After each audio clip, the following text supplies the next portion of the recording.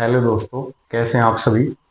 और आज मैं आपके लिए एक बहुत इम्पोर्टेंट टास्क लेके आया हूँ इंग्लिश स्पीकिंग की 24th क्लास में।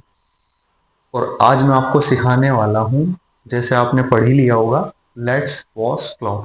आज हम कपड़े धोने सीखेंगे। अब गर्ल्स के लिए तो मान लें एक बार कि पारंपरिक रूप से भी सही है भाई, कपड़े धोने सिखाई देती हैं मम्मियाँ।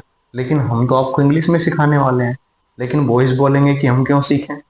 देखिए भाई, फेमिनिज्म का ज़माना है। आप भी सीख लो, काम आते हैं शादी के बाद। ठीक है, तो कम से कम इंग्लिश में तो सीख ही लो।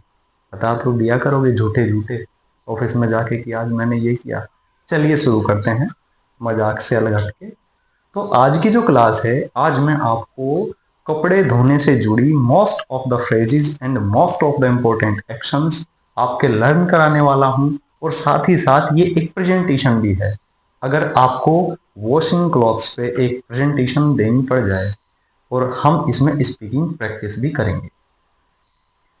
फर्स्ट ऑफ ऑल का मीन होता है सबसे पहले। जब हम कपड़े धोते हैं तो सबसे पहले फर्स्ट ऑफ ऑल का मीन क्या है? सबसे पहले। I sort white and coloured clothes. I short मतलब क्या होता है? छाटना। मैं छाट देता हूं व्हाइट एंड कलर्ड क्लॉथ्स। सफेद कपड़े अलग और कलर्ड कपड़े कपड़े जो हैं वो अलग। I sort white and coloured clothes. After that का मीनिंग होता है उसके बाद। उसके बाद I soak the clothes for 30 minutes in water.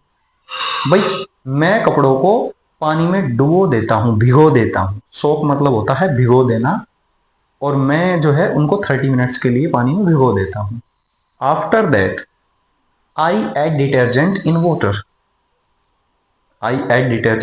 Water. वैसे एक्चुअली डिटर्जेंट वाला पार्ट पहले ही करते हैं। देखिए, मैंने लिटरली कपड़े धोए नहीं है। मेरा मोटिव आपको क्या है?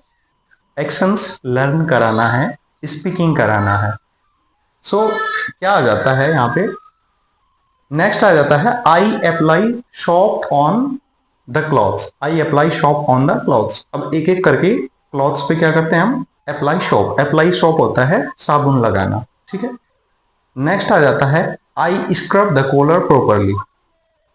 स्क्रब होता है रगड़ना। I scrub the collar properly, उसके बाद मैं क्या करता हूं? कॉलर को प्रॉपरली रगड़ देता हूं। Next, I rinse the clothes twice. Rinse क्या होता है? खंगालना। जो साफ पानी होता है उसमें जब कपड़ों को खंगाल दिया जाता है तो उसको बोलते हैं rinse. I rinse the clothes twice. मैं 2 बार कपड़ों को खंगालता हूं, बिल्कुल फ्रेश वाटर में, साफ पानी में। Then I wring the clothes. Wring होता है निचोड़ना, ठीक है। Then I wring the clothes, उसके बाद मैं कपड़ों को निचोड़ देता हूं। Then I put the clothes in dryer, उसके बाद मैं कपड़ों को ड्रायर में पुट करता हूं, रखता हूं ड्रायर में। After that I hang the clothes on rope, और फिर मैं क्या करता हूं? क्लॉथ्स को रोप के ऊपर हैंग कर देता हूं। हैंग मतलब होता है टांग देना। रोप होती है रस्सी, तो रस्सी के ऊपर मैं कपड़ों को टांग देता हूं। आई hang the clothes on rope. After that I ion the clothes. Ion होता है प्रेस करना। आयन स्त्री, स्त्री करते हैं कपड़ों पे तो उसको बोलते हैं ion. I ion the clothes. After that I fold the clothes. Fold होता है तह करना। अब आप आयन करेंगे, आयन करने के बाद फोल्ड करेंगे। After that I keep the clothes in cupboard.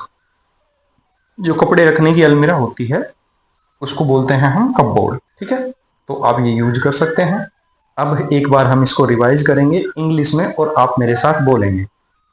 So I'm just going to tell you how to wash clothes and how do I wash clothes. First of all, I sort white and colored clothes. After that, I soak the clothes for 30 minutes.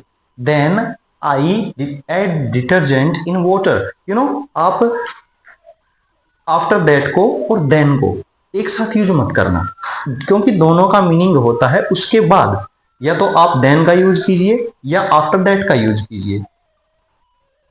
Then I apply soap on the clothes.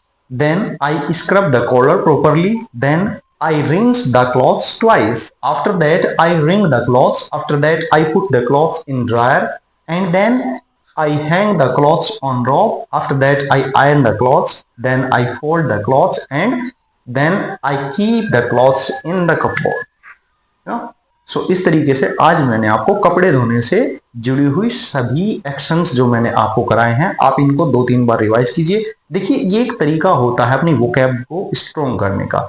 जो हमारे daily routine की जो चीजें होती हैं, जिनको हम daily करते हैं, कम से कम उन एक्शंस का हमें कंपलसरी पता होना चाहिए, क्योंकि स्पीकिंग हम तभी कर पाएंगे जब हमें एक्शंस के बारे में जानकारी होगी। तो आज के लिए इतना ही था। कल मैं आपको चाय बनानी सिखाऊंगा। ठीक है, thank you so much, bye bye.